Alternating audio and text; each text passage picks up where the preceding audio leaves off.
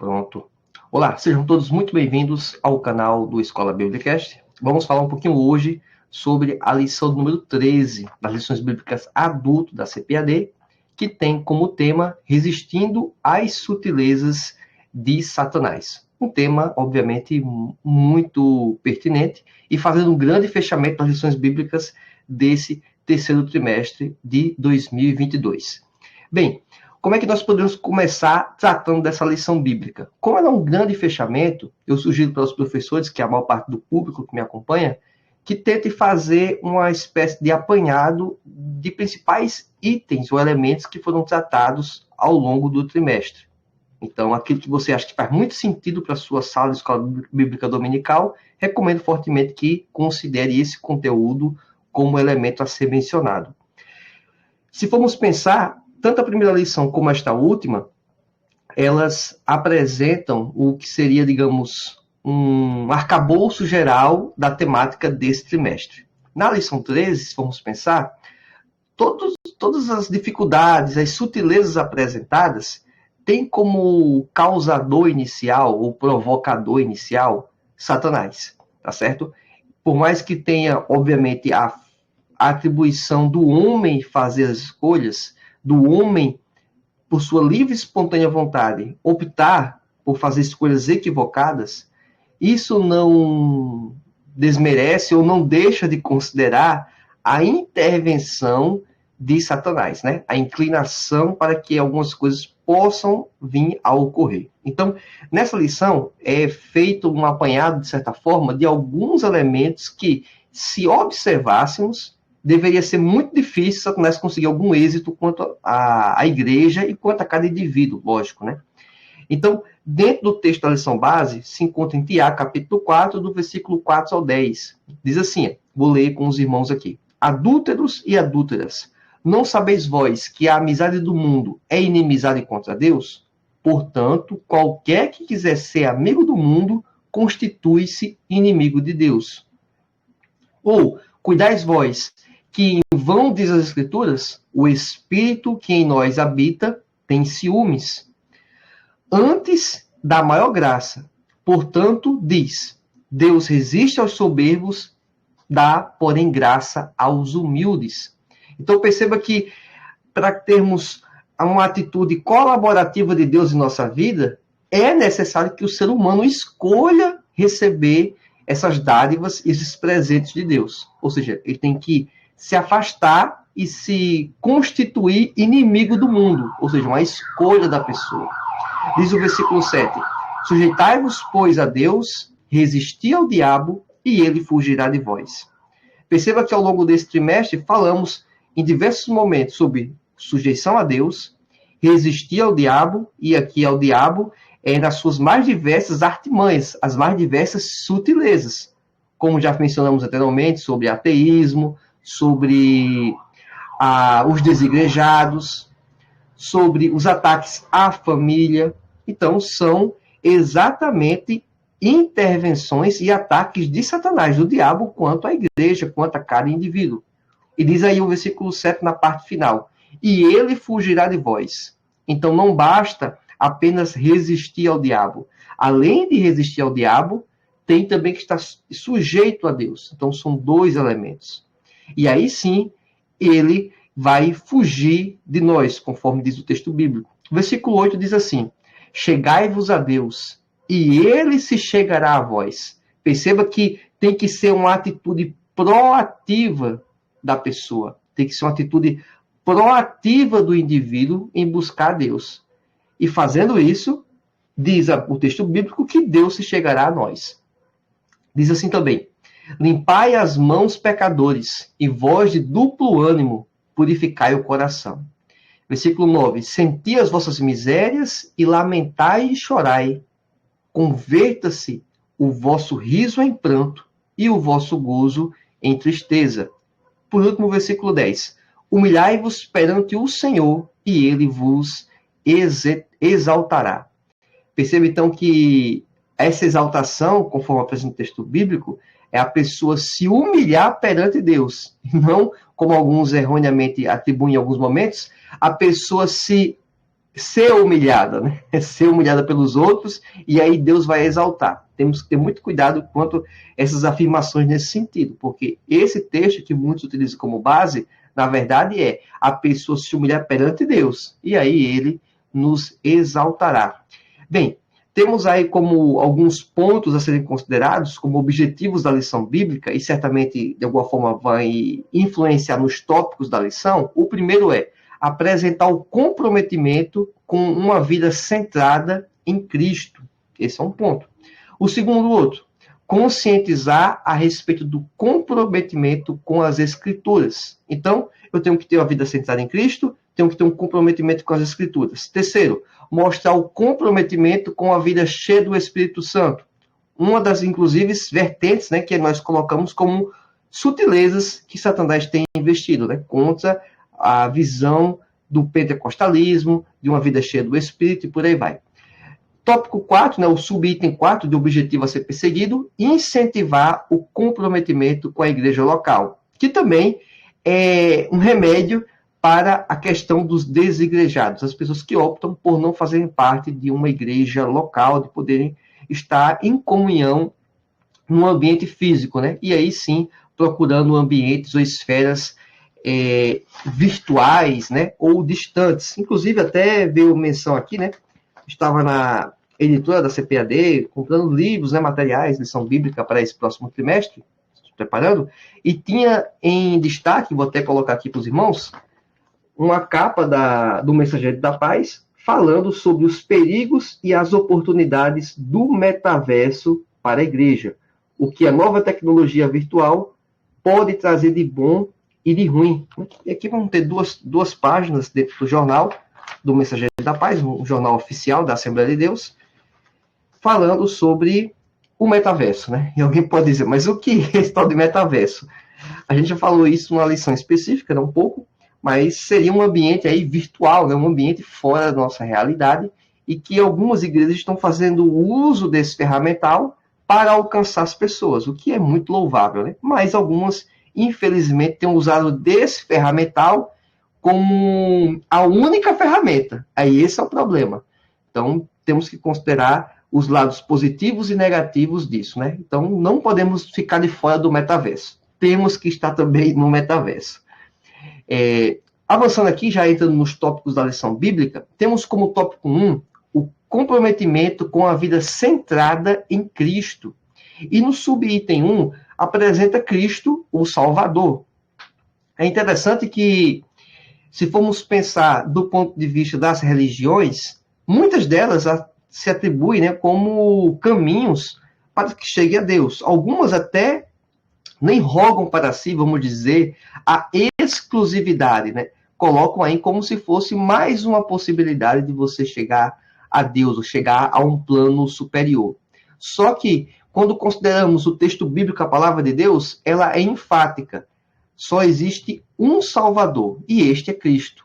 Portanto, nós não podemos desmerecer ou desacreditar nesta verdade.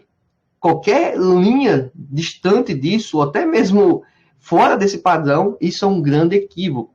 Então, a gente sabe que algumas seitas, até consideradas cristãs, até parece estranho isso, né? Mas colocam Jesus como um Salvador, como um dos elementos, e não, na verdade, o único. E aí já começa a surgir problemas muito sérios quanto a isso, tá certo?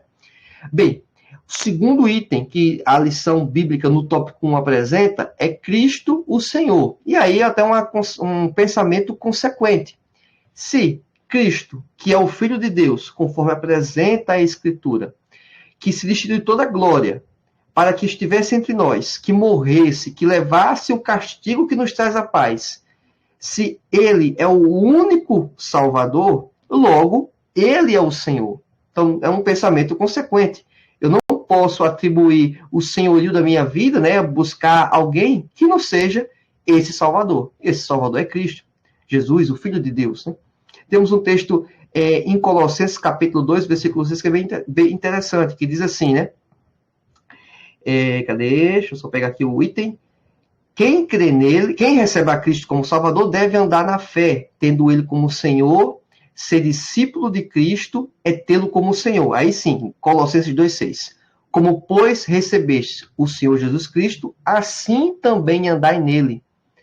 Da mesma forma que nós tivemos ciência que ele é o único Senhor, que ele é o Salvador, devemos caminhar e prosseguir nesta verdade. Não buscar caminhos alternativos, o que alguns, infelizmente, fazem, né? Diz também um trecho da lição bíblica: receber Cristo como Salvador, mas não andar nele, isto é, de acordo com o seu ensino, é negar-se o senhorio. Óbvio, né? Você pode qualificar um discípulo, né, de qualquer pessoa a partir dos passos que essa pessoa faz. E além de seguir os passos, né, os caminhos que essa pessoa trilha, uma outra perspectiva é verificar se ela de fato tem respeito, obediência ao seu mestre. Então não adianta a pessoa dizer que é servo de Jesus, que é discípulo de Jesus e não está sujeito às orientações de Jesus. Então, na verdade, não é um discípulo, não é um servo de Jesus. É qualquer outra coisa menos isso. Então, devemos considerar certamente que, para que entendamos que se eu quero a salvação, se eu entendo Jesus como meu Salvador, eu tenho que me sujeitar a Jesus. E alguém até pode perguntar, poxa, mas sujeitar-se a Jesus é um fardo pesado, né? Mas, na verdade, o próprio Cristo falou que o fardo dele é leve e o jugo dele é suave, né? Então, o parâmetro bíblico, o parâmetro de Jesus, ele é muito melhor do que o parâmetro secular nos que é apresentado, tá certo? Uma outra questão também que devemos considerar, já no nosso tópico 2, que fala sobre comprometimento com as Escrituras. Temos no subitem 1, a Bíblia, a revelação de Deus. E aí também é interessante o link que nós temos em diversos momentos. Por quê? Para eu poder compreender hoje que Cristo é o Senhor, que Cristo é o Salvador, que eu devo me sujeitar a Ele, inclusive os ensinamentos dele, onde tenho essas informações, estão na Bíblia Sagrada, na Escritura. E para que eu possa compreender isso, eu tenho que ter fé na Bíblia. Eu tenho que acreditar na revelação de Deus na Bíblia Sagrada. Então, se eu desconsidero a Bíblia como um fundamento para a minha fé, como um elemento que vai dizer os parâmetros, aquilo em que devo crer, logo eu posso colocar em xeque quaisquer verdades ou informações ali apresentadas. Portanto, para que eu possa caminhar e enfrentar as sutilezas de Satanás, eu tenho que compreender que a Bíblia Sagrada é a palavra de Deus, que a Bíblia Sagrada é a verdade, que a Bíblia Sagrada ela é infalível, inerrante, e que ela é útil para poder conduzir a minha vida, para poder conduzir meus caminhos e o seu caminho. Então, esse é um ponto muito interessante também a considerarmos.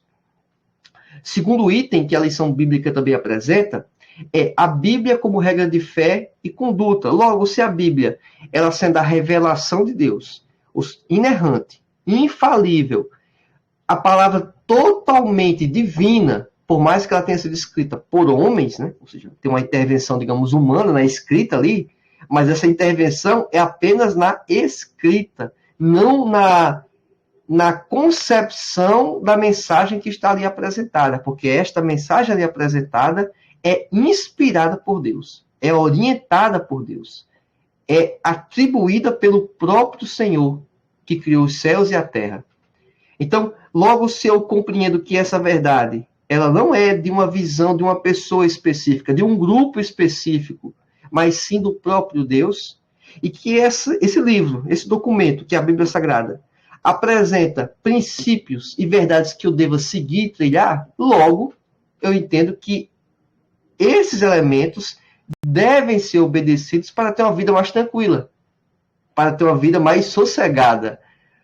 E também, se formos pensar do ponto de vista do espiritual, para obter a vida eterna. Não estamos falando apenas de decisões que vão nos trazer benefício aqui e agora, mas sim trazer um benefício espiritual, um benefício vindouro. O texto bíblico é muito claro quanto o benefício da palavra de Deus. É colocado o caminho da salvação e o caminho da condenação. Qual eu escolho? É colocado o caminho do amor e o caminho do ódio. Qual eu escolho? O caminho da amizade e o caminho da inimizade. Qual eu escolho? o caminho da paz e o caminho da guerra, da desavença, da desunião. Nós escolhemos o caminho. Nós escolhemos as verdades.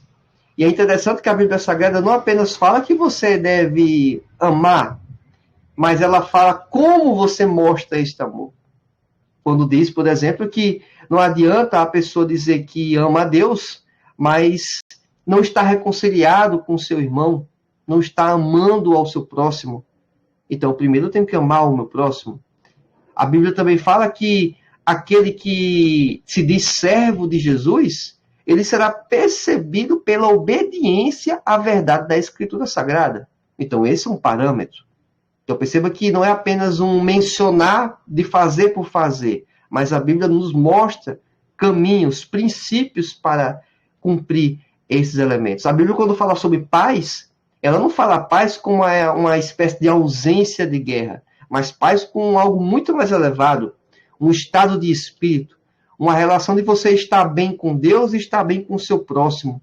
Então, perceba que é apresentado elementos pragmáticos, né? Exemplos tácitos, você consegue entender isso de forma muito clara. Então, não podemos desconsiderar esta verdade também. Terceiro item que devemos considerar, é o terceiro tópico da lição bíblica, fala que devemos ser comprometidos com uma vida cheia do Espírito. E aí, alguém poderia até perceber ou pensar que isso está se falando sobre pentecostalismo exclusivamente. Não, não está se falando sobre pentecostalismo. O pentecostalismo é uma doutrina que observa e entende a atuação do Espírito de uma forma, vamos dizer, extravagante, em todas as possibilidades, quanto aos fruto do Espírito, os dons espirituais, e que eles se manifestam nos dias de hoje. Então, esse é um ponto, digamos, pacífico dentro do pentecostalismo, mas não é esse cheio do Espírito que alguém poderia talvez caminhar nesse sentido de pensamento, mas sim do Espírito que apresenta e revela-se no plano de redenção, como sugere o item 1 desse tópico. Diz assim, é o Espírito Santo quem conduz o homem a Cristo, conforme João 16, do versículo 8 ao 11, né? O Espírito nos trouxe a Cristo. Contudo, precisa ser dito que o viver em Cristo e na prática dos princípios bíblicos é impossível sem a ajuda do Espírito Santo.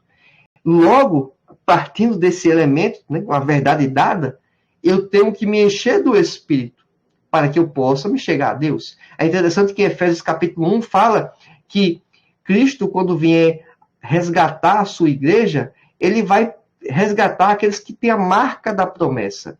Mas o que é essa marca da promessa, conforme apresenta Efésios capítulo 1? No próprio capítulo fala que o Espírito Santo é o penhor da nossa herança. Ou seja, a pessoa que é cheia do Espírito, que tem o Espírito Santo, ela tem a garantia, ela tem a marca da promessa, que vai ser resgatada, que vai ser buscada por Deus, que vai ter uma vida posterior a esta vida terrena, que vai ter um momento em glória com o Senhor. Então, só posso compreender isso se eu viver no Espírito, se eu estiver cheio do Espírito. E é interessante que no subitem 2 da lição bíblica, diz assim, há uma obra do Espírito no interior do cristão que o santifica para Deus, conforme 2 Tessalonicenses 2,13. O Espírito Santo tem um papel de santificar o homem, de apresentar ao homem o caminho correto, de lembrar, como Jesus mencionou, que o Espírito Santo lembraria das palavras que o próprio Cristo mencionou.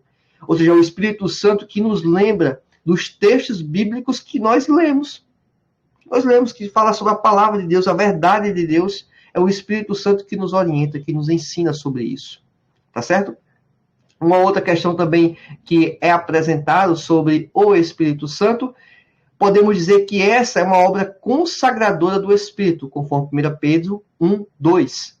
Fomos purificados do pecado pelo sangue de Cristo, conforme 1 João, capítulo 1, versículo 7. E temos o Espírito Santo presente em nós, que nos permite viver a vida santa em um mundo de impurezas, conforme Romanos, capítulo 8, versículo 13. E esses são alguns dos textos bíblicos que poderíamos mencionar. também, obviamente, além da própria obra capacitadora do Espírito Santo, conforme Atos capítulo 1, versículo 8, né? Em Pentecoste, por aí vai. Bem, então aí temos uma série de elementos que apresentam que uma vida cheia do Espírito é uma das armas que nós temos para resistirmos ao diabo. E também para estarmos próximos a Deus. E aí sim, enfrentar as sutilezas de Satanás. Porque diz o texto bíblico que Satanás está ao nosso derredor, em busca de uma oportunidade para poder nos tragar, para poder nos vencer. E se não for o próprio Espírito Santo nos orientando, nos guiando, nos fazendo lembrar da verdade, nos santificando, nos separando para Deus, como vamos poder fazer isso? É impossível. E alguém pode se perguntar, mas como ser cheio do Espírito? Como alcançar o Espírito Santo? Bem, aí a Bíblia Sagrada apresenta que a única forma de você receber o Espírito é aceitando a Jesus Cristo. Aí você já aceita Jesus Cristo? Perfeito? Então você vai caminhar no seguinte sentido: aperfeiçoar o fruto do Espírito. Ou seja, a sua conduta aqui na Terra. E isso envolve diversos elementos: amor, gozo, paz, longanimidade, benignidade, bondade, fé, mansidão, temperança ou domínio próprio. E isso é uma obra do Espírito. Esse Espírito ele também contribui na vida da pessoa, além do fruto, obviamente, do Espírito, também com os dons espirituais, que são para aperfeiçoar o cristão, para que ele possa exercer melhor a obra de Deus aqui na Terra. Então, são elementos muito importantes. Aí, caminhando já até da própria questão da capacitação dos dons espirituais, isso permite que possamos contribuir com as igrejas locais, que é o tópico 4 da nossa lição bíblica, que é comprometimento com a igreja local. E como se dá esse comprometimento com a igreja local? Bem, parte do primeiro elemento, você tem que fazer parte de uma igreja local. Isso pode parecer bobo, pode parecer ridículo, mas muitas pessoas estão desconsiderando esta possibilidade. Eles acham que podem ser crentes longe das pessoas. Eles acham que podem ser crentes longe dos seus irmãos em Cristo. Eles acham que podem ser crentes fora de um ambiente institucional, que de alguma forma é a igreja, fora de um ambiente, vamos dizer, organizado. Uma sociedade, né? É dentro da igreja. Existe um elemento social dentro da igreja. E as pessoas querem desconsiderar isso. Partindo da ideia que a pessoa já está presente dentro da igreja. Ela tem que entender que cada um tem um papel dentro desse ambiente. Que o próprio Cristo, ele, através do apóstolo Paulo, ele fala que a igreja, ela é representada como um corpo. E que esse corpo, ele tem diversos membros, e cada membro tem atribuições muito específicas que uma parte não consegue se dar bem se a outra não estiver bem. Ou seja, um conjunto que trabalha para o bem-estar de todos. Cada órgão, cada parte, cada membro. Assim a igreja deve trabalhar. Assim eu devo identificar aquilo em que posso contribuir para a minha igreja local e prestar isso para a igreja local. Sem grandes expectativas de retorno, que alguém às vezes faz algo e espera no retorno. Não crie expectativas de retorno. Faça aquilo que está ao seu alcance, faça aquilo que Deus lhe deu. Isso é um ponto importante. Faça aquilo que Deus entregou em sua mão. Desconsidere aquilo que talvez você acharia que os outros deveriam fazer. Desconsidere isso. Não olhe isso como parâmetro para nivelar a sua conduta. Faça o que estiver ao seu alcance. Faça o melhor que estiver ao seu alcance. Porque esta obra, ela não é feita para uma pessoa exclusivamente. Essa obra é feita para a igreja de Cristo. A igreja que Cristo tanto ama, que Ele tanto quer preservar. E Ele conta que cada um de nós possamos contribuir naquilo que está ao nosso alcance. Uma outra questão também é que a igreja, no subitem 2, é um lugar de importância de cada membro da igreja. Porque, erroneamente, alguns entendem que posições eclesiásticas estariam atribuindo valor a cada pessoa. Não, se a pessoa é pastor, então porque é mais importante. Se a pessoa é diácono, é porque é importante tal modo, e por aí vai. Não. Essa organização eclesiástica, que é muito importante, ela é feita para fins organizacionais que a igreja necessita, que o próprio Cristo estabeleceu. Ou seja, quem precisa de um líder na igreja local? Quem é esse líder? O pastor. Esse pastor precisa de auxiliares diretos, seus diáconos, e por aí vai. Isso não quer dizer que aquela pessoa que não tem cargo eclesiástico, não tem uma atribuição de fato, ela está desobrigada de trabalhar para Jesus. Até porque a principal obra da igreja na terra, que é pregar o evangelho, isso é para todos os crentes. Isso é para o pastor, para o diácono e para aquele irmão que não tem cargo nenhum. Pouco importa se a sua formação eclesiástica ou posição eclesiástica, ela seja fraca ou nula, talvez. Mas o mais importante é entender que você faz parte da Igreja Universal de Cristo na Terra. A igreja invisível. E que ele conta conta com você, para que possamos mencionar a palavra, o evangelho, para todas as pessoas aqui da Terra, para que possam conhecer a verdade e, oportunamente, eventualmente, possam aceitar Cristo como único e suficiente Salvador. Perceba, então, que todos esses tópicos de lições bíblicas apresentam verdades aí que são pilares para enfrentarmos Satanás e suas estratégias. Entender que Jesus é o nosso Salvador, compreender que a palavra de Deus é a verdade. Não podemos negligenciar as Escrituras. Que devemos viver cheios do Espírito. Não tem como exercer a obra de Deus de forma correta se não estivermos cheios do Espírito. Perceba que eu não estou falando aqui sobre pentecostalismo. Não, é algo além do que seria pentecostalismo.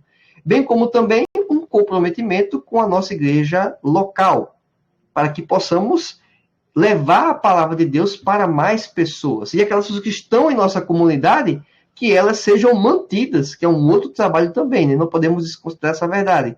Trabalhar para que as pessoas estejam minimamente em um ambiente saudável dentro da congregação, para que essas pessoas não sejam jogadas fora, lançadas fora da igreja. Bem, e aí fazendo um rápido fechamento dessas 13 lições bíblicas, a gente percebe que cada uma delas abordou temas que, na visão do comentarista da lição desse trimestre, obviamente seriam oportunos, as mais relevantes. Contudo, a gente tem que entender que não se restringem apenas essas 13 lições bíblicas, esses 13 tópicos. Existem diversas outras estratégias, sutilezas a serem empregadas, que podem não ter sido mencionadas ao longo desse trimestre. Talvez eu lhe convide a pensar outras questões que não foram apresentadas nesse trimestre e, eventualmente, você faça uma discussão com o seu aluno da Escola Bíblica Dominical sobre estes pontos. Tenta verificar se na sua comunidade, na sua cidade, no seu estado, não teria talvez particularidades, elementos que não foram abordados na lição bíblica, mas que você entende que é uma sutileza, é uma estratégia de Satanás para poder desviar as pessoas do caminho correto. Bem, certamente esse trimestre foi muito proveitoso e espero contar com você no nosso próximo trimestre. Se você está chegando aqui pela primeira vez no canal, recomendo fortemente que você se inscreva no canal e ative o sininho com a opção todas as notificações aqui no YouTube, para que você possa acompanhar este vídeo e outros vídeos posteriormente, tá certo? Foi uma satisfação ter sua audiência hoje, ao vivo no Telegram, e espero lhe ver nas próximas aulas. Que Deus te abençoe, fique na paz do Senhor. Tchau, tchau e até mais.